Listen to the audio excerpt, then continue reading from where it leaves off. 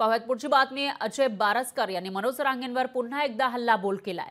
गरजवंत मराठ्यांचा लढा जरांगेंनी संपवला असं बारसकर म्हणाले। राजकीय लढाईसाठी आता शांतता रॅलीचा घाट घातला जातोय असा आरोप सुद्धा अजय बारसकर यांनी मनोज जरांगे पाटील यांच्यावर केला आहे।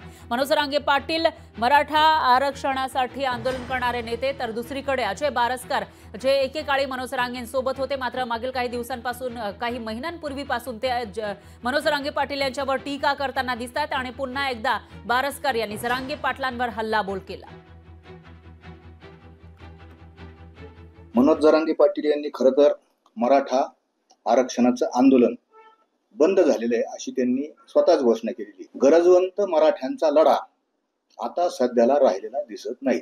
कोणाला निवडून आणायचं, कोणाला पाडायचं, 288 आणायचे का 288 पाडायचे, जाती जातीची समीकरण जुळतात का, धर्माधर्माची समीकरण जुळतात का, राजकीय समीकरण जुळतात का, उमेदवार कसे येतं, कोण येतं, या सगळ्या गोष्टीची चाचपणी करण्यासाठी त्यांनी पश्चिम महाराष्ट्राचा दौरा आयोजित केलेला आहे।